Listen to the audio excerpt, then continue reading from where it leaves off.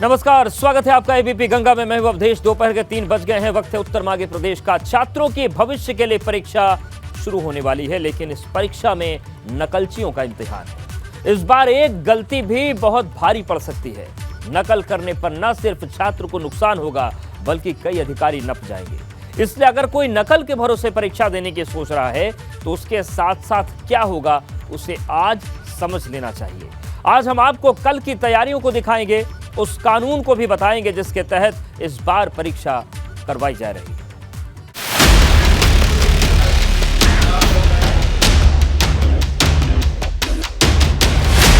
इंतजार खत्म, शुरू होने वाली है परीक्षा। 73 सेंटर्स हैं, सभी में स्टैटिक मजिस्ट्रेट्स नियुक्त हो गए हैं। प्रत्येक सेंटर पर एक स्टैटिक मजिस्ट्रेट रहेगा, जिसकी उपस्थिति में प्रश्न पत्र खोला जाएगा। चंद घंटों बाद छात्रों की असली परीक्षा, नकलचियों का बड़ा इम्तिहान। तो होगा नहीं, सरकार ने इतनी दुरुस्त व्यवस्था किया है, नकल होगा ही नहीं। और हर जगह पे मतलब हमारे कैमरे, सीसीटीवी कैमरे चालू हैं, कंट्रोल रूम 24 घंटे। हर छात्र पर कैमरे की नजर, नकल करने पर खराब होगा करियर। नकल उनके मिलीभगत से होगी तो ऐसे लोगों के खिलाफ निश्चित रूप से NSA लगाया जाएगा और कार्रवाई होगी, कठोर कार्रवाई होगी। नहीं चलेगा नकल का खेल, पकड़े जाने पर होगी जेल। तो उस पर तत्काल कठोर से कठोर कार्रवाई की जाएगी। यदि आवश्यकता पड़ी तो FIR भी कराई जाएगी। अगर कोई भी इस तरह का व्यक्ति इन्वॉल्व किया पाया गया तो उसके खिलाफ रास्ता लगाई जाएगी। STF को भी तैनात कर दिया गया, जगह जगह पे वो भी अपना चेक कर रही है और पूरा पुलिस फोर्स के द्वारा जो है चारों तरफ लगा दिया गया है। बोर्ड परीक्षा के साथ सावधान, ये इम्तिहान की घड़ी है।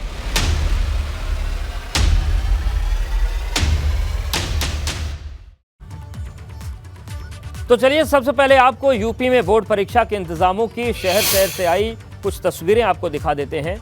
देखिए तस्वीर प्रयागराज की, जहां पर बोर्ड परीक्षा में नकल पर सख्ती के कड़े इंतजाम हैं।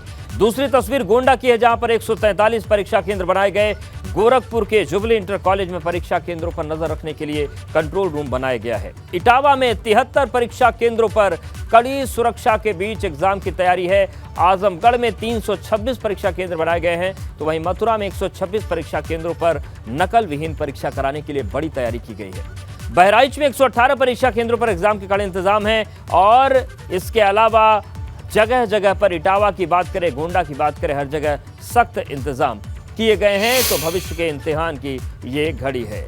मथुरा को 6 जोन में बांटा गया है और 16 सेक्टर्स में जिले में 126 परीक्षा केंद्र बनाए गए हैं, जिनमें 21 परीक्षा केंद्रों को संवेदनशील और 20 को अति संवेदनशील घोषित किया गया है।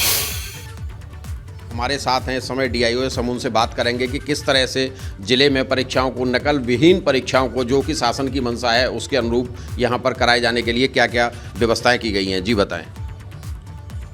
जनपद में कुल 126 परीक्षा केंद्र बनाए गए हैं, जिनको 16 सेक्टर 6 जोन में विभाजित किया गया है।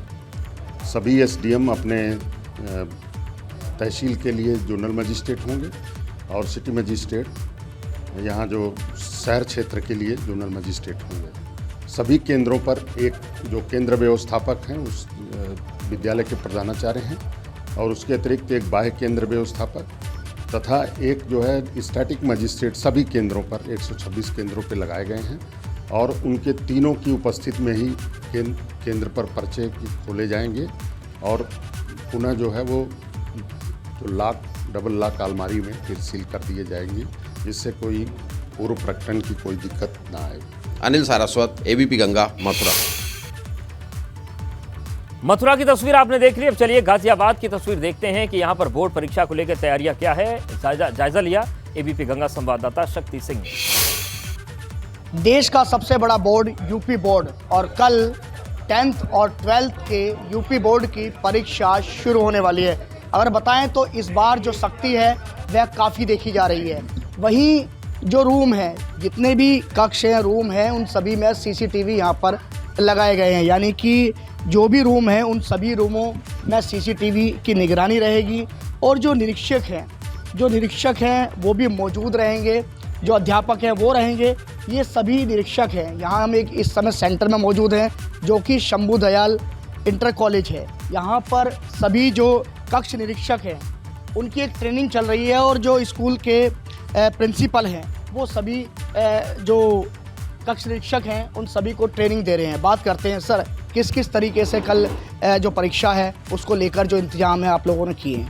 देखिए, परीक्षा के लिए सीटिंग प्लान कर दिए गए हैं, सीट अरेंज कर दी गई हैं और जो एसओपी आई है इसकी परीक्षा से रिलेटेड उन सब का पालन किया जा रहा है। और चूंकि इन्विजिलेटर्स बैठे हुए हैं कि पहली बार इसमें OMR का कॉन्सेप्ट लॉन्च हुआ है तो उसकी ट्रेनिंग दी जा रही है कि किस प्रकार से OMR को लेना है, भरवाना है। तमाम जो कक्ष निरीक्षक हैं वो यहाँ पर बैठे हुए हैं और उनकी यहाँ पर ट्रेनिंग इस समय चल रही है। गाजियाबाद से ABP गंगा के लिए मैं शक्ति सिंह। तो व्यवस्थाएं चाक चौबंद हैं। परीक्षा से पहले तैयारियों की तस्वीरें आपने देखी। अब नजर डालते हैं कि कल कितने छात्र परीक्षा में शामिल होंगे और कौन से केंद्र संवेदनशील हैं। तो कुल परीक्षार्थियों की संख्या 58,85,745 है। 10वीं के छात्रों की संख्या 31,16,487। 12वीं के छात्रों की संख्या 27,69,258 है। कुल परीक्षा केंद्र 8,753 बनाए गए हैं, जिनमें से अति संवेदनशील जिले जो हैं वो 16 घोषित किए गए हैं। अति संवेदनशील परीक्षा केंद्र 242 हैं और संवेदनशील परीक्षा केंद्र 936। फ्लाइंग स्क्वाड 521 गठित किए गए हैं और नकल रोकने की जो तैयारी है उसमें कॉपियों को बार कोडिंग की गई है। OMR वाली व्यवस्था है। कॉपियों में माध्यमिक शिक्षा परिषद का लोगो होगा और NSA के तहत कार्रवाई होगी। प्रदेश स्तर पर एक कंट्रोल रूम भी बनाया गया है जिस पर नजर रहेगी। परीक्षा केंद्रों पर शिक्षा परिषद मुख्यालय से निगरानी होगी और सभी परीक्षा केंद्रों पर CCTV इंस्टॉल किए गए हैं। तो ये पूरी तैयारियां हैं। रतीश, कानपुर में क्या स्थिति है, तैयारियां किस तरीके की हैं?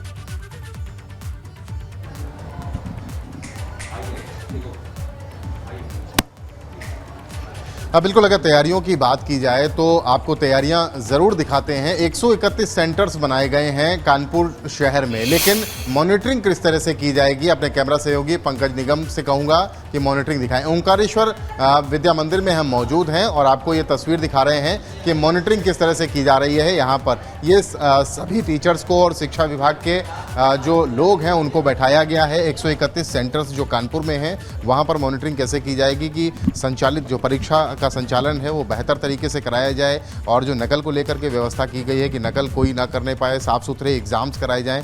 ये वो मॉनिटर्स हैं जिन्हें लगाया गया है यहाँ पर और टीचर्स की ड्यूटीज़ लगाई गई है। एक एक स्कूल जो सेंटर्स हैं वहाँ पर पैनी निगाह रखी जा रही है CCTV के माध्यम से। जो किरण जी यहाँ पर हैं प्रभारी, उनसे बात कर लेते हैं। मैम, ये जो हम कैमरा देख रहे हैं, कितने सेंटर्स हैं और क्या निगरानी आप लोग कर रहे हैं? सर, यहाँ कानपुर नगर में 131 सेंटर्स हैं हमारे उसमें और 13 कंप्यूटर हमारे हैं यहाँ पे और एक कंप्यूटर पे 10 स्कूल हमारे फीडेड हैं। मतलब ये समझ में आ रहा है कि पूरे कानपुर में जहाँ पर हाई स्कूल इंटर की परीक्षा होगी उनकी सबकी मॉनिटरिंग यहीं से होगी? जी बिल्कुल सर, यहाँ से मॉनिटरिंग होगी और ये हमारा कंट्रोल रूम, ये हमारा लखनऊ से भी जुड़ा हुआ है, स्टेट कंट्रोल रूम से भी जुड़ा हुआ है।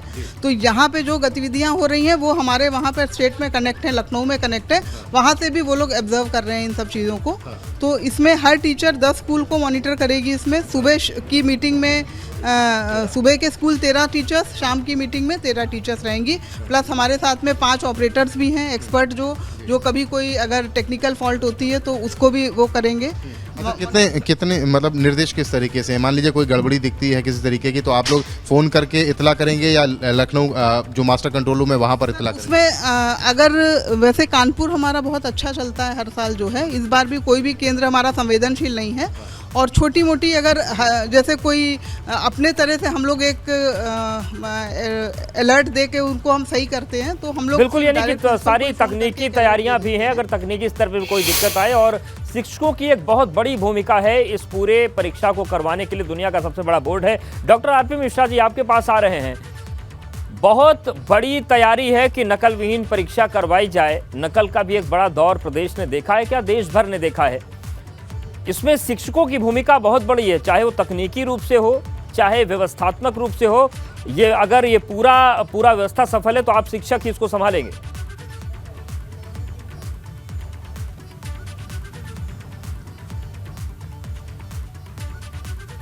कि निश्चित रूप से ये परीक्षा बोर्ड की नकल विहीन हो, यह हमारा संगठन भी लगातार इस पर प्रयास करता रहा है। आंदोलन किए गए, संघर्ष किए गए हैं। ये सरकार जब नई आई थी भाजपा सरकार, तो इसने नकल विहीन परीक्षा कराने का संकल्प लिया था, लेकिन गत वर्षों तक पूरी तरह से सफल नहीं हुए, क्योंकि जब आपने सीसीटीवी कैमरे लगा दिए, ये व्यवस्था कर दी, तो इसके बाद कापियाँ पकड़ी गई। जो प्रबंधक थे उनके घरों पर कापियाँ पकड़ी गई, लिखते हुए पकड़ी गई। तो ये अच्छी चीज़ है कि नकल विहीन परीक्षा हो, क्योंकि इसमें वो बच्चे प्रभावित होते हैं जो टैलेंटेड होते हैं, पढ़ने लिखने वाले होते हैं, और नकल के सहारे वो लोग आगे बढ़ जाते हैं जो पैसे जिनके पास होता है। तो ये अच्छी चीज़ है, लेकिन इस पर जो भी जहाँ अगर कहीं कोई दोषी पाया जाए तो उस पर प्रभावी कार्यवाही की जानी चाहिए, जो नहीं होती है वो सरकार को करनी चाहिए। तो पिछले वर्षों में जो पकड़े गए थे जहाँ पे, वो सत्तारूढ़ दल से रिलेटेड लोग थे, उनका क्या हुआ पता नहीं। जो नकल माफिया होते हैं, शिक्षा माफिया होते हैं, किस किस तरीके से प्रलोभन देते हैं बच्चों को, क्या क्या लालच होता है कि आप ये कर लीजिए तो आपका काम बन जाएगा, किन चीज़ों से बच्चे बचें, वरना पूरी जिंदगी खराब हो जाएगी इस बार तो इन्हें से लग गया तो। हाँ नहीं, अब वो व्यवस्था होती है, वो तो अधिकारियों के बिना साठ गांठ के होता नहीं है। अगर नकल विहीन परीक्षा कराना है तो अधिकारी संबंधित है, उनके ऊपर अंकुश लगना चाहिए, क्योंकि कोई भी नकल तभी हो पाती है जब अधिकारियों की संलिप्तता होती, साठ गांठ होती। पिछले वर्षों में देखा भी गया है, अधिकारी भी पकड़े गए हैं, उसकी जद में आए हैं। लेकिन यहाँ पर बच्चे बेचारे, वो एक छोटी एज होती है, आयु होती है, इतने नासमझ होते हैं, और उनको लालच दिया जाता है। जो भी करते हैं गार्जियंस उसमें इन्वॉल्व होते हैं, ऐसा नहीं कि बच्चे सीधे इन्वॉल्व होते हैं, गार्जियंस को होता है, बच्चे पास करने हैं, पढ़ नहीं पा रहे हैं। बहुत से ऐसे विद्यालय हैं बिल्कुल, तो लालच से बचना होगा, सरकार, क्योंकि लालच पूरा करियर खराब कर सकता है। मोहम्मद मोइन हमारे साथ प्रयागराज से जुड़े हैं। मोइन, प्रयागराज में किस तरीके की तैयारियां हैं छात्रों की, शिक्षकों की और पूरे प्रशासन की? देखिए, अगर संगम नगरी प्रयागराज की बात करें तो यहाँ भी बोर्ड की परीक्षा को लेकर खास तैयारियां की गई हैं, और किस तरीके की तैयारियां की गई हैं ये बताने के लिए इस वक्त हम मौजूद हैं प्रयागराज के ज्वाला देवी सरस्वती विद्या मंदिर इंटर कॉलेज में, और हमारे साथ केंद्र व्यवस्थापक भी हैं, शिक्षक भी हैं, और साथ ही साथ स्टूडेंट्स भी हैं। तो हम जल्दी जल्दी से इनसे बात कर लेते हैं, इनसे समझ लेते हैं। सर, सरकार की मंशा एकदम साफ है कि इस बार नकल कतई किसी कीमत पर बर्दाश्त नहीं होगी और सख्त कार्रवाई होगी। इसे लेकर आपके सेंटर पर किस तरीके के इंतजाम किए गए हैं? सरकार की गाइडलाइन का पूरी तरह से पालन करते हुए हम लोगों ने आंतरिक और बाह्य सचल दल दस्ता तैयार किया है। साथ ही एक कक्ष में अधिकतम 30 की संख्या में छात्र बैठेंगे, और दूसरा सीसीटीवी युक्त है, बोथ साइड कैमरे लगे फ्रंट से और बैक से, और विद वॉइस रिकॉर्डर, और इनकी कनेक्टिविटी कंट्रोल रूम से है। तो जैसी गवर्नमेंट की मंशा है उससे पहले ही हम लोगों ने अपनी मंशा बना करके बच्चों की तैयारी भी कराई है। बिल्कुल, देखिए कुछ स्टूडेंट्स भी हैं, हम जल्दी जल्दी उनसे बात कर लेते हैं। क्या नाम है आपका और किस क्लास का एग्ज़ाम आप देने जा रहे हैं? मेरा नाम सीताराम मिश्रा है, मैं क्लास 12th का एग्ज़ाम देने जा रहा हूँ। और हम लोगों के माननीय प्रधानाचार्य और माननीय बिल्कुल तैयारियां पूरी हैं। कर लेते हैं गोरखपुर का इस वक्त मुख्यमंत्री वहां पर संबोधित कर रहे हैं। आयुष विश्वविद्यालय का उद्घाटन समारोह, वहीं साथ ही साथ परंपरागत चिकित्सा पद्धति आयुष के माध्यम से भी हम लोगों को आरोग्यता, संपूर्ण आरोग्यता को प्राप्त करने की दिशा में आगे बढ़ा सकें।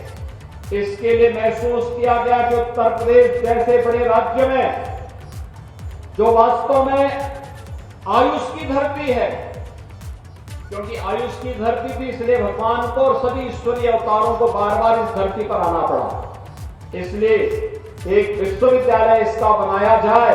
और भाइयों बहनों, मां योगी गुरु गोरखनाथ आयुष विश्वविद्यालय उत्तर प्रदेश की परंपरागत चिकित्सा पद्धति को, भारत की चिकित्सा पद्धति को, दुनिया की परंपरागत जो ट्रेडिशनल मेडिसिन की पद्धतियां हैं, इसे आगे बढ़ाने के लिए यह विश्वविद्यालय आज गोरखपुर में स्थापित हो रहा है। इसके लिए मैं आप सबको हृदय से बधाई देता हूं, अपनी शुभकामनाएं देता हूं। माननीय राष्ट्रपति जी ने 28 अगस्त 2021 को इस विश्वविद्यालय की आधारशिला रखी। आधारशिला रखने के बाद जब ये कार्यक्रम आगे बढ़ा, आज यहाँ पे ओपीडी का निर्माण कार्य प्रारंभ हो चुका है, ओपीडी प्रारंभ हो गई है, यानी अब यहाँ पे मरीज देखे जाएंगे और बहुत शीघ्र जब भवन तल करके तैयार होंगे अगले 6-8 महीने में, तो यहाँ पर आयुर्वेद की पद्धति से, होम्योपैथ की पद्धति से, यूनानी पद्धति से, सिद्धा की पद्धति से, योग और नेचुरोपैथी की पद्धति से उपचार की बेहतरीन सुविधा भी देने का एक कार्य यहाँ से प्राप्त होने वाला है। एक तरफ आरोग्यता का कार्य और दूसरी तरफ इसका लाभ क्या होने वाला है। 2 प्रकार के लाभ होंगे। एक, आयुष पद्धति से किसानों को, आम नागरिक को जोड़ने के लिए क्या कार्य होगा, कौन कौन सी ऐसी जड़ी बूटियां हैं जो इस आसपास के क्षेत्र में उगती हैं, उसका कलेक्शन यहां के नागरिकों के द्वारा होगा, उनकी अतिरिक्त आय होगी। खेत में अगर हर्बल पद्धति से आप खेती करना प्रारंभ करेंगे और हर्बल खेती करना प्रारंभ करेंगे तो उसका परंपरागत धान, गेहूं से ज्यादा दाम आपको मिलेगा और उसका सेंटर या आयुष विश्वविद्यालय बनेगा, जहां पर किसान अपनी उपज को लेके आएगा या खरीदेगा और किसान को उसका कई गुना दाम देगा।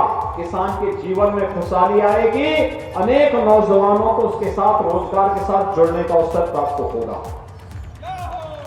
और यही नहीं, जब विश्वविद्यालय यहाँ पे पूरी तरह काम करने लग जाएगा तो अगल बगल बहुत सारे लोगों को नौकरी, रोजगार और साथ साथ अपना व्यवसाय करने का भी एक अवसर प्राप्त हो जाएगा। यानी एक विश्वविद्यालय सैकड़ों लोगों के लिए नौकरी और रोजगार तो लेके आता ही है, हजारों लोगों के जीवन में परिवर्तन का एक कारक बन जाएगा। कहीं पे लोग आयुर्वेदिक पद्धति से जड़ी बूटियों को उगाने का काम करेंगे, औषधीय पौधों, औषधीय खेती करना प्रारंभ करेंगे। कहीं पर उन्हें व्यवसाय करने का अवसर प्राप्त होगा, किसी को दुकान लगाने का अवसर प्राप्त होगा, किसी को आयुष विश्वविद्यालय में नौकरी की सुविधा उपलब्ध होगी। अलग अलग प्रकार से, अलग अलग तरीके से लोगों को जुड़ने का अवसर प्राप्त होगा। और यह एक अवसर है आप सबके लिए, जब यह आयुष पद्धति से ओपीडी का कार्य प्रारंभ हो रहा है। आज आयुष विभाग के मंत्री भी हैं, यहाँ के लोकप्रिय सांसद भी हैं, लोकप्रिय विधायक भी हैं, गोरखपुर जनपद के हमारे सभी लोकप्रिय जनप्रतिनिधिगण भी हैं। इन सब की उपस्थिति में, प्रशासन की उपस्थिति में आपको ये समर्पित किया जा रहा है। इसके लिए मैं आप सबको बधाई देता हूं, अपनी शुभकामनाएं देता हूं। कुछ ही दिन में शिवरात्रि का पावन पर्व आने वाला है।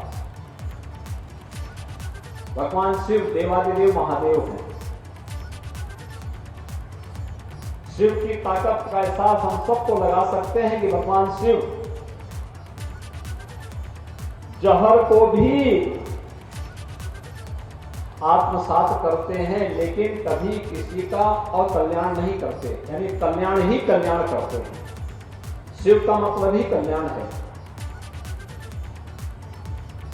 आयुर्वेद की पद्धति से, होम्योपैथ, यूनानी, सिद्धा, योग और नेचुरोपैथी की पद्धति से चिकित्सा का मार्ग खुलना भगवान शिव के प्रति, और बाबा गोरखनाथ तो शिव के ही प्रतीक हैं, उनके प्रति ये सच्ची श्रद्धा का एक भाव है, कृतज्ञता का भाव है कि हम सब उनके प्रति एक कृतज्ञता का भाव व्यक्त करते हुए आज यहाँ पर इस विश्वविद्यालय की प्रगति को आगे बढ़ाने के लिए, इसके माध्यम से यहाँ के युवाओं को उच्च शिक्षा अर्जित करने के लिए एक नया मंच देने जा रहे हैं। आज भारत के पास टूरिज्म के जो अनेक अवसर हैं, उन अनेक अवसरों में से एक महत्वपूर्ण अवसर होता है जब हम लोग यहां के माध्यम से बहुत सारे उन कार्यक्रमों को आगे बढ़ा सकते हैं। यह तो टूरिज्म उसमें से एक है। आपने देखा होगा प्रधानमंत्री मोदी जी के मार्गदर्शन में जब काशी विश्वनाथ धाम देश और दुनिया को अपनी ओर आकर्षित कर रहा है, लाखों लोग पृथ्वी में जाकर के दर्शन कर रहे हैं। अयोध्या में भगवान राम का भव्य मंदिर का निर्माण हो रहा है, लाखों लोग अयोध्या जा रहे हैं। ऐसे ही हर तीर्थ स्थल में लाखों लोगों की भीड़ लगी है। ये केवल श्रद्धा ही नहीं है, बहुत सारे लोगों के लिए रोजगार भी होता है, उसके माध्यम से रोजगार मिलता है लोगों को। कोई टैक्सी चालक होगा, कोई होटल संचालक होगा, कोई फूल पत्ती बेचने वाला होगा, कोई प्रसाद बेचने वाला होगा। इन सबको तो वहां से रोजगार मिलता ही है, लेकिन साथ साथ उस सिटी के बारे में, उस नगर के बारे में, वहां की प्रगति के बारे में लोगों को नजदीक से जुड़ने का अवसर भी प्राप्त होता है।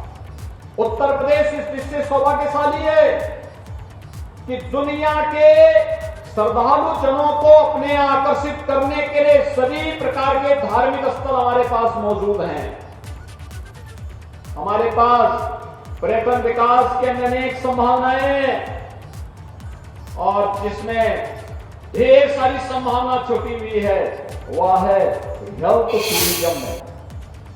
हेल्थ टूरिज्म एलोपैथ में कम, आयुर्वेद में, योग और प्राकृतिक चिकित्सा में ज्यादा संभावना छुपी हुई है और इस संभावना में यह एक नया अवसर देगा यहाँ के लोगों के लिए। यहाँ पे डिप्लोमा के कोर्स चलेंगे, सर्टिफिकेट कोर्स चलेंगे, विश्वविद्यालय अपना डिग्री कोर्स चलाएगा, यहाँ के युवाओं को प्रशिक्षित करेगा। आप गांव-गांव और घर-घर में आयुर्वेदिक पद्धति से, योग और प्राकृतिक चिकित्सा पद्धति से उपचार के नए माध्यम ढूंढ पाएंगे, लोगों को नया कार्य दे पाएंगे। और यहाँ पर तो अच्छी मिट्टी है, अच्छा पानी है, बगल में इतना भारी जंगल भी पड़ा हुआ है। इस सब का लाभ आपको प्राप्त होगा। दुनिया यहाँ पर टूट पड़ेगी आकर के कि लोगों को आरोग्यता प्राप्त होगी, पूरी दुनिया यहाँ आएगी। इसके लिए इस प्रकार का माहौल देने की आवश्यकता है। भाइयों बहनों, अभी हम लोगों ने लखनऊ में ग्लोबल इन्वेस्टर समिट किया। पूरी दुनिया आज उत्तर प्रदेश और भारत के अंदर निवेश करने की इच्छुक है। पूरी दुनिया में आ रही है। यानी जितने प्रस्ताव हमें प्राप्त हुए हैं 33.5 लाख करोड़ का, इससे मालूम है कितने लोगों को नौकरी मिलने वाली है। 95 लाख नौजवानों को सीधे सीधे नौकरी की संभावना इससे बन पाएगी। आप अनुमान कर लीजिए, यूपी के नौजवानों को पहले नौकरी के लिए दूसरे राज्यों में जाना होता था, दूसरे देशों में जाना होता था, और आज जब उत्तर प्रदेश के नौजवानों को उत्तर प्रदेश के अंदर ही कार्य मिलेगा, उनको फिर कहीं जाने की आवश्यकता नहीं। तब अन्य क्षेत्रों से, अन्य देशों से लोग भाग करके उत्तर प्रदेश में आएंगे और फिर कहेंगे कि साहब यहाँ के नौजवान को हम भी देखना चाहते हैं, अच्छा कार्य कैसे होता है। ये आबादी, युवा ताकत हमारी, युवा ऊर्जा है, ये प्रतिभा है हमारी। इसका बेहतर उपयोग समाज निर्माण के लिए, राष्ट्र निर्माण के लिए करना है। इसे सकारात्मक दिशा में आगे बढ़ाना है, अच्छा प्रशिक्षण देना है, इसके स्किल डेवलपमेंट के लिए कार्य करना है। और इसके लिए हर एक संस्था को जुड़ना पड़ेगा अन्नदाता किसानों के साथ, नौजवानों के साथ, नागरिकों के साथ। सभी लोग मिलकर के कार्य करेंगे। मेरा ये मानना है ढेर सारी संभावनाएं इसके माध्यम से हम विकसित कर पाएंगे। उत्तर प्रदेश के ग्लोबल इन्वेस्टर समिट ने आज प्रदेश के सभी 75 जनपदों में निवेश की संभावनाओं को आगे बढ़ाया है। अब कोई जनपद ये नहीं कह सकता कि हमारे जनपद में निवेश नहीं हो रहा है। हर एक जनपद में हम लोग ये देने जा रहे हैं। और भाइयों बहनों, विकास समान रूप से प्रदेश के अंदर हर एक जगह होने जा रहा है। इसका लाभ भी उत्तर प्रदेश को प्राप्त होगा। आज के इस अवसर पर यहाँ पे ओपीडी का जो कार्य कल से प्रारंभ हो जाएगा, मैं यहाँ के लिए आयुष विभाग को, माननीय कुलपति जी को, उनकी पूरी टीम को हृदय से बधाई देता हूं। और मैं उम्मीद करूंगा कि आयुष विश्वविद्यालय नवंबर दिसंबर तक बन करके तैयार हो। धन्वंतरी जयंती के अवसर पर प्रयास होना चाहिए कि हम आयुष विश्वविद्यालय के मुख्य भवन को भव्य रूप में देख सकें, क्योंकि भगवान धन्वंतरी की जन्मस्थली उत्तर प्रदेश ही है। और उस अवसर पर हम उस भव्य भवन को देख सकें, जिससे नए सत्र में इस विश्वविद्यालय के द्वारा केवल प्रदेश भर के महाविद्यालयों में ही प्रवेश की प्रक्रिया का संचालन न हो, बल्कि नए सत्र में यहां पर भी अगले वर्ष प्रवेश हो सके। यह भी कार्य हम सबको तय करना है। आज के इस अवसर पर मैं आयुष की पूरी टीम को हृदय से बधाई देता हूं, आप सभी का अभिनंदन करता हूं और विश्वास व्यक्त करता हूं कि विकास की इस प्रक्रिया के साथ हम कदम से कदम मिला करके उत्तर प्रदेश को भारत की सबसे बड़ी अर्थव्यवस्था में स्थापित करने में अपना योगदान देंगे। आप सबके प्रति मेरी शुभकामनाएं। धन्यवाद। जय हिंद। तो मुख्यमंत्री योगी आदित्यनाथ संबोधित कर रहे थे आयुष विश्वविद्यालय के ओपीडी के शुभारंभ के मौके पर।